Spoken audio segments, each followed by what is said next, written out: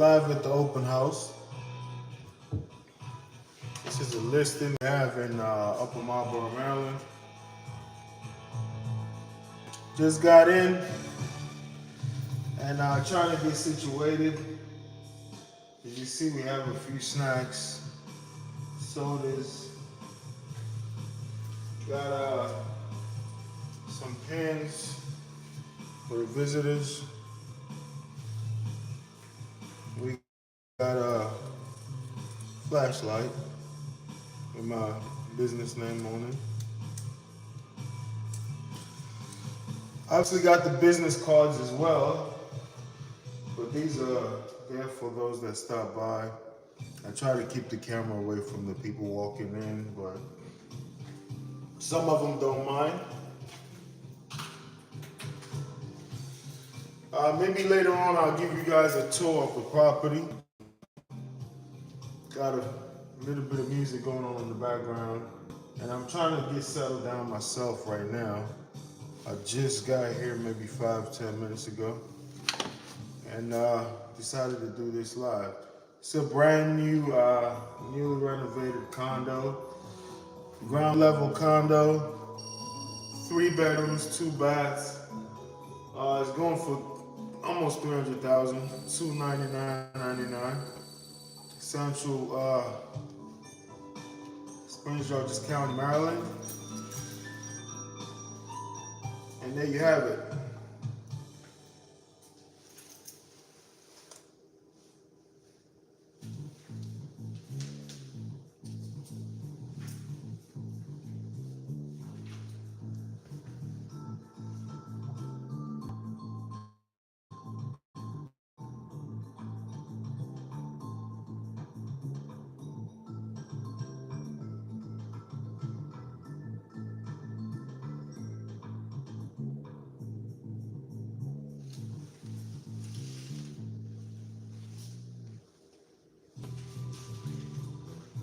So the real estate market right now in this area is a little challenging.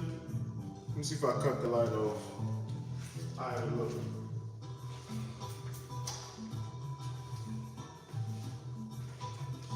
Yeah, the real estate market is a little challenging right now, with especially in this area.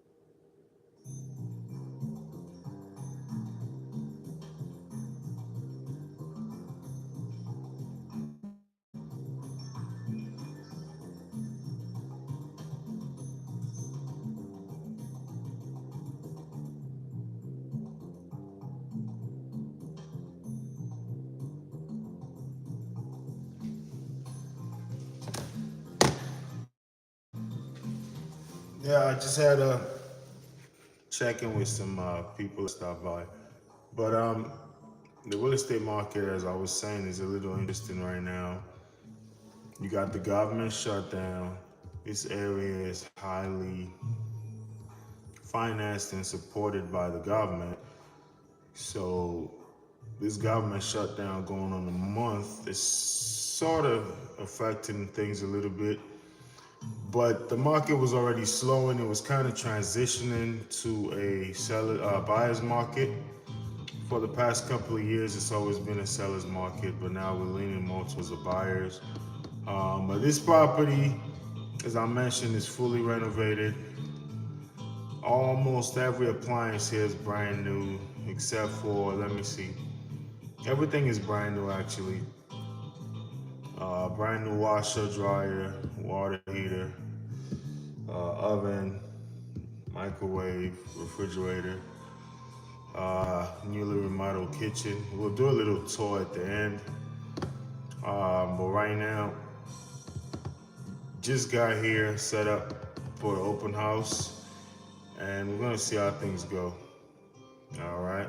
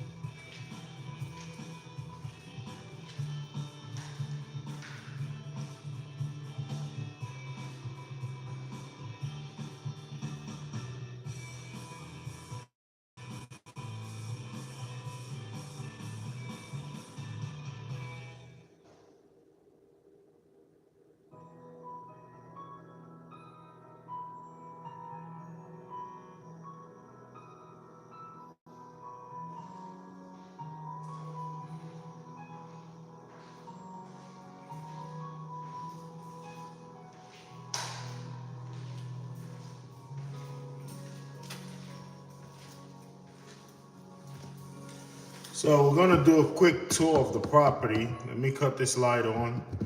Show y'all around.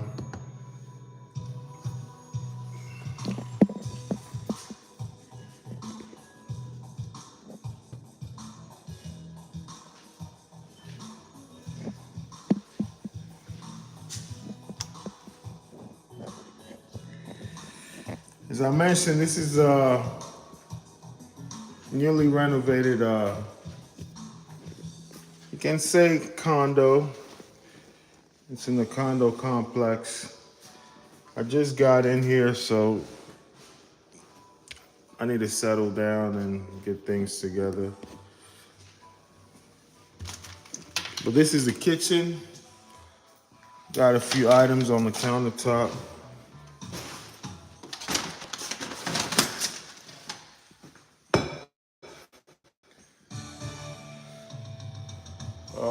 All brand new appliances.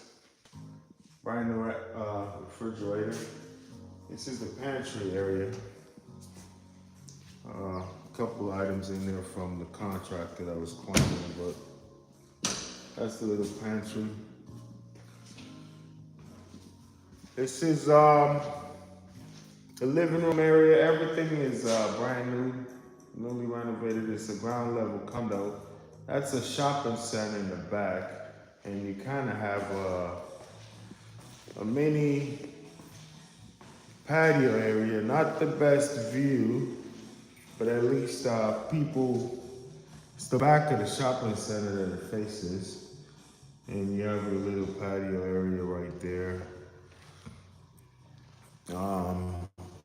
All new laminate floors.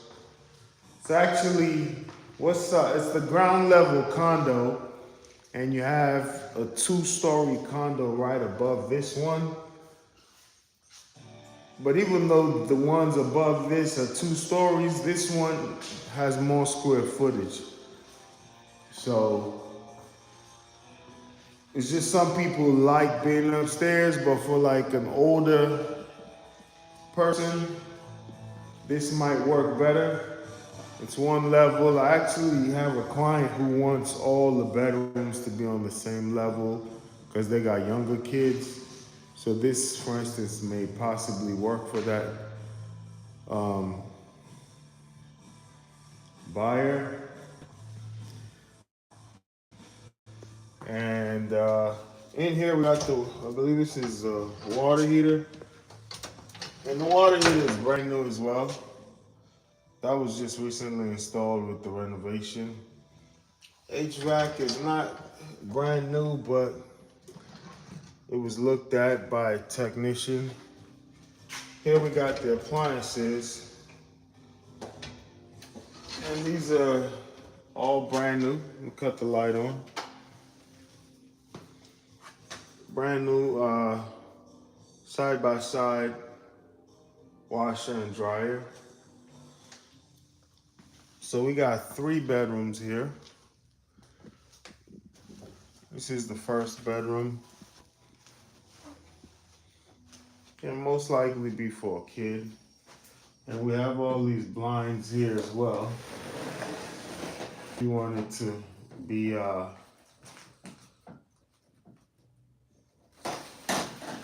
little darker. You have a closet in there. So this will be the first bedroom.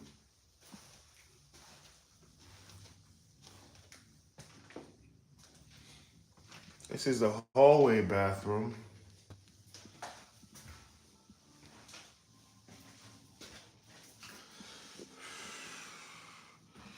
And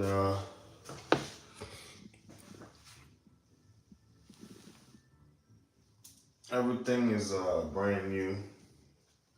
You have a little medicine cabinet over here. That's not new. But the fixtures, the vanity, the toilet, brand new.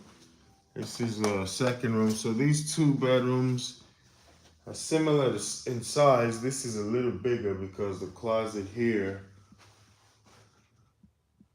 doesn't have the washer and dryer like right behind it. That closet has the washer and dryer behind it. So this room has a little bit more space.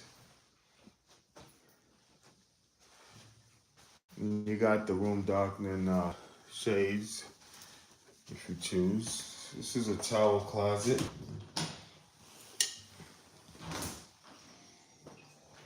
This is a hallway towel closet. And sort of like the popcorn ceilings. Not everybody likes those, but it worked for people. Those that do like them. Master bedroom is pretty huge for a condo. And as I mentioned, these ground units are bigger than the 2-story units that are above. They have more square footage. And we have a walk-in closet.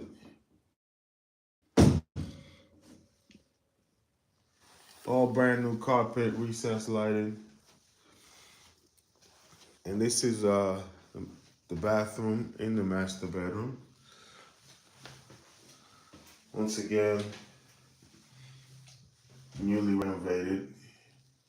May need to do some touch-up, clean-up work.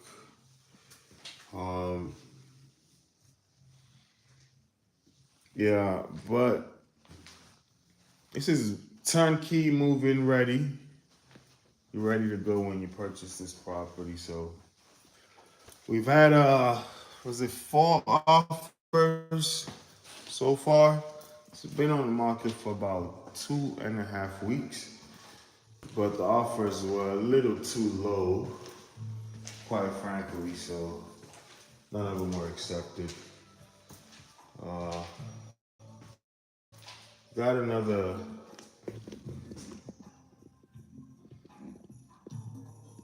agent sent me an email saying they are writing an offer, but I don't count these offers until they actually arrive. Let me cut this light off so the view's a little better.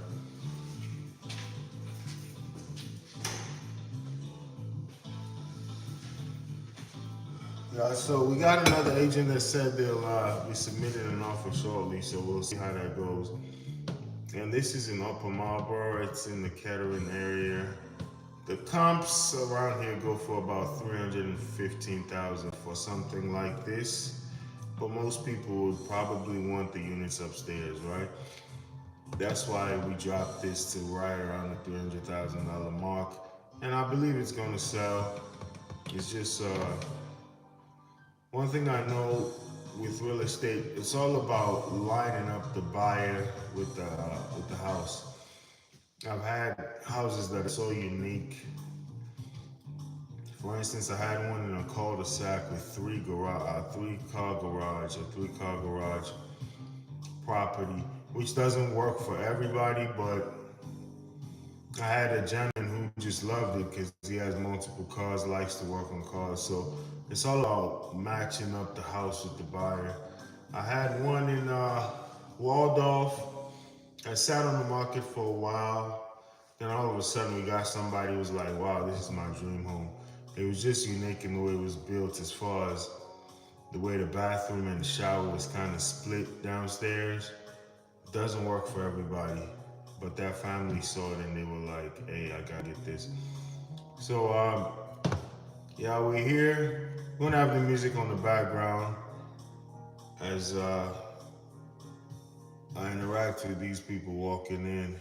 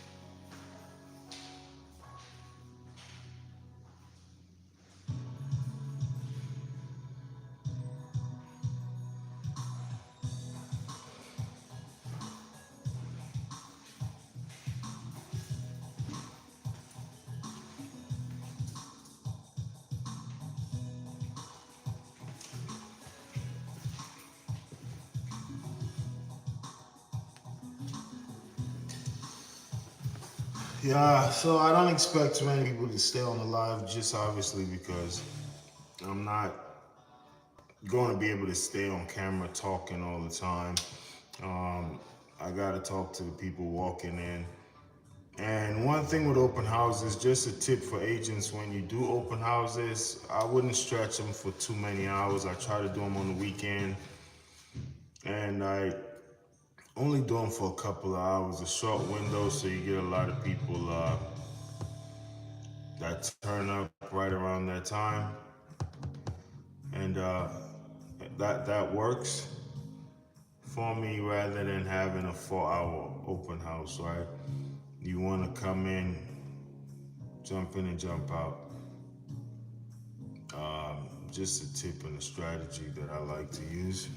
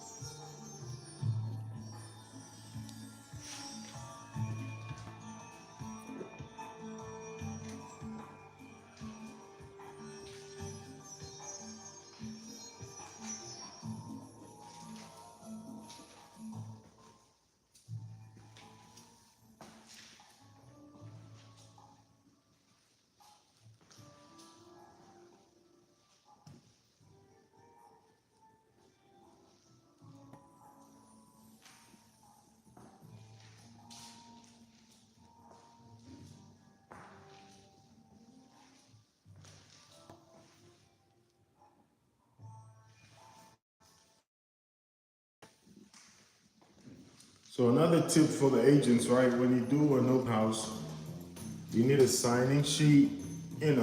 Just ask a few questions: name, number. Are you an agent or not? Reason why we do that is one, for owners. Security is good to know who visited the property just in case of anything. But also, if you're trying to grow your business, for those that say they're not agents, and if they leave you their email and phone number, you can always reach out to them just for feedback purposes as well.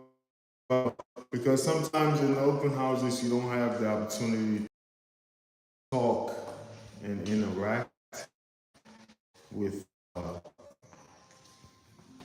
buyers as much as you may want to.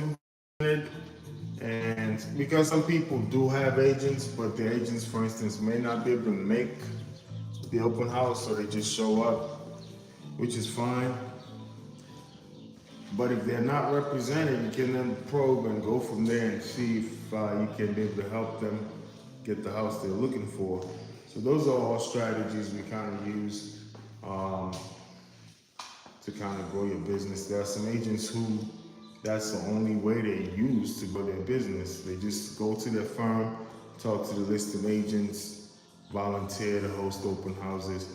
So that's one way of doing things. And it works for a few people, but it may not be for everybody. Personally, the time constraints, I can't really just volunteer to do open houses for everybody. But it's a good way of interacting with buyers and getting face-to-face, because I seriously believe in the face-to-face interaction with buyers or just sellers as well. You can call, you can hand mail, you can run ads, but personally speaking, client, 9 times out of 10, I'm going to get the business, right? Because just interacting with humans supersedes calling, texting, sending spam emails, or I think that is a lost art. Just talking to people, and for the agents out there, the best thing I would say is you just want to kind of ask questions, right? You don't want to talk too much. You just want to ask questions. And for me, I have to be honest, real estate is a sales business. You're into the business of selling. But in sales, I don't believe you trying to sell like a snake oil salesman, used car salesman, trying to hustle people or make people buy something that they don't want. I definitely think that's the wrong way to go about things. I feel as though the best way to go about things is to sell a service or a product to somebody who's interested in it, right? So what you want to do is just probe and ask open-ended questions. If they don't need your service, then you don't need to be too assertive. And also, I believe in providing value. When you provide value, then people want to work with you. So you give them information as far as market stats, things of that nature. Speaking of providing value, I do have some brochures for this property I need to put out here. But anyway, provide value. If it's a buyer, give them multiple lenders. I do have some lenders that I do good business with, but one thing I try to do is give buyers multiple lenders. See who gives them the best interest rate. At the end of the day, your duty and loyalty is to your buyer, not to a lender. You understand? Your client is who you should worry about being loyal to. So as much as I do have buyers that lenders that I may prefer, I always try to provide multiple 2 to 3 lenders. And you want the buyers to know if you run your credit, you have like 10 days, I believe is a good window. Some say 14, but I would say 10 days to run, try to get a pre-approval with all your lenders within that 10-day period so your credit doesn't get dinged multiple times. So you can at least shop around and see, hey, who's the best lender, who got the best rate going. Yeah, so those are just little strategies you use. I just, you always want to lean more towards service. Even with sellers, you don't want to overpromise. Do your research, make sure you know the neighborhood. If you don't know the neighborhood, you just be honest and say, hey, I can definitely pull up the stats. I've sold X amount of houses, not in this neighborhood, but I'm pretty sure I can get the job done if you're willing to trust me with the business. You don't want to come across as an expert of a neighborhood you're not too familiar with, because that erodes credibility, which I believe is very important. But yeah, I also prefer Sundays for open houses rather than Saturdays. I had this one scheduled for Saturday, which is good.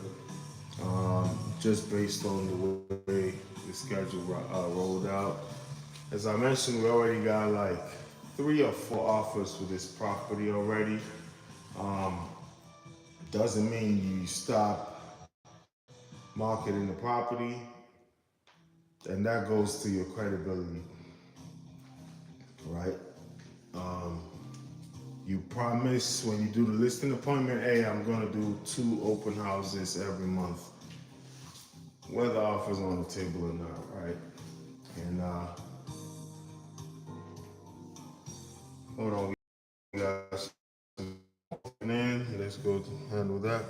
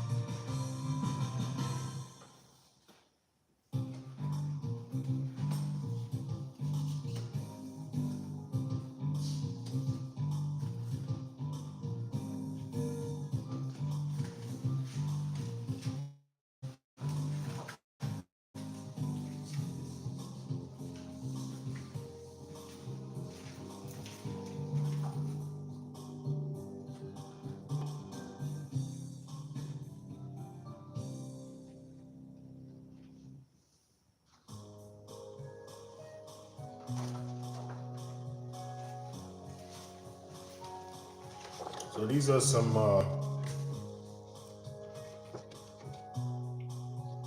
brochures just listed, price point, square footage, a few pictures just for people to grab as they